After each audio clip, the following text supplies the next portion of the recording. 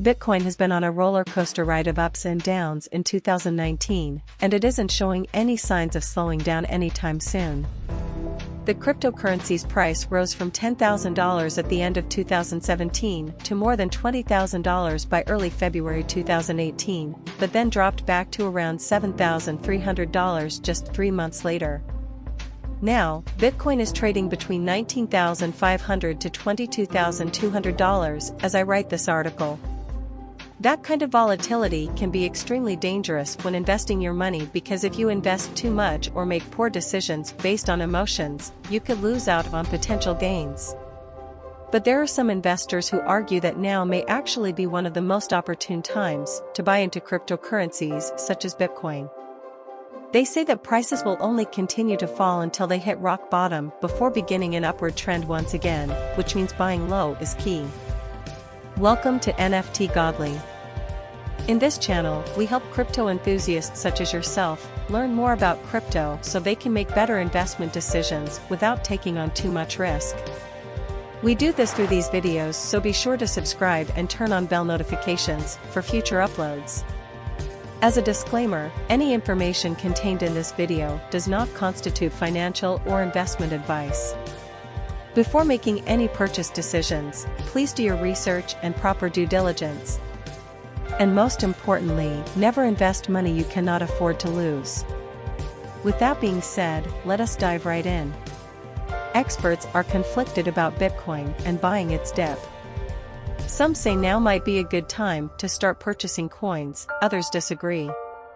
Some analysts claim that recent events prove that no matter how bad things get, Bitcoin and other cryptocurrencies won't go away. In fact, some suggest that since prices are dropping significantly right now, it would be better to wait until after the dust settles to see where prices ultimately land next year.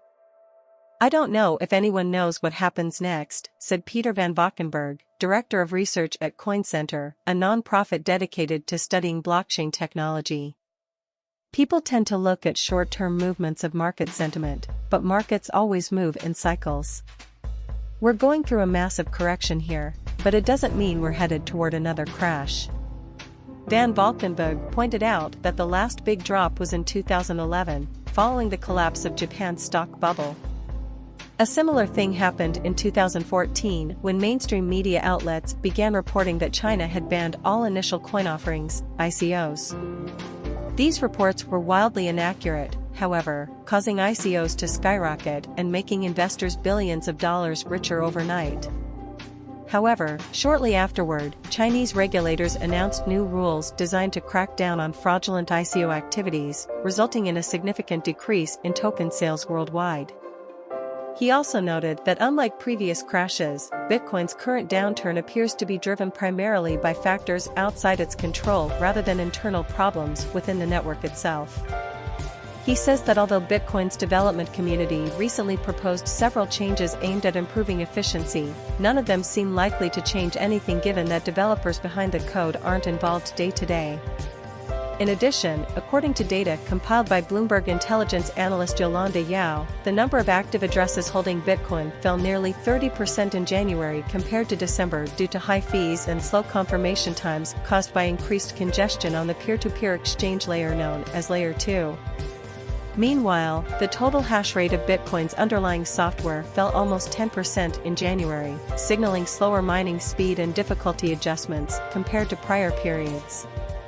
And while some critics point to the possibility of hackers taking advantage of weaknesses in the protocol to launch large-scale attacks on the system, Van Valkenburg claims that the likelihood of successful hacks hasn't changed much in the past few years and that it wouldn't fundamentally impact the overall security of the network. Despite the challenges facing Bitcoin today, he argues that it still remains the largest decentralized payment platform in existence and continues to gain adoption among merchants globally, especially those located in emerging economies. It's certainly possible that the demand for Bitcoins will come back up, said Van Valkenburg. There's nothing inherently wrong about Bitcoin, it works well enough. So, why do some financial professionals insist that now is definitely not the time to jump into the world of cryptocurrencies? One reason is that people often feel overwhelmed trying to understand complex topics like blockchain technology, smart contracts, and tokens themselves. Another popular theory is that the majority of retail traders simply lack access to sophisticated tools required to properly analyze currency trends and fluctuations. That's particularly true in areas outside North America and Europe, home to most major exchanges. If someone wants to learn something about finance, they need to talk to somebody who understands it deeply, and they probably shouldn't trust Twitter feeds, said Nick Colfer, co-founder of cryptocurrency investment firm The Blockchain Capital. Colfer, who founded The Blockchain Capital earlier this year, says that despite public perception, the vast majority of professional Wall Street firms already accept clients' investments in cryptos. And although the company maintains strict requirements regarding client funds, including liquidity tests and limits on leverage, Colfer says they've yet to receive any complaints from customers whose accounts got hacked. Another concern plaguing the industry lately is whether cryptocurrencies provide utility beyond speculation.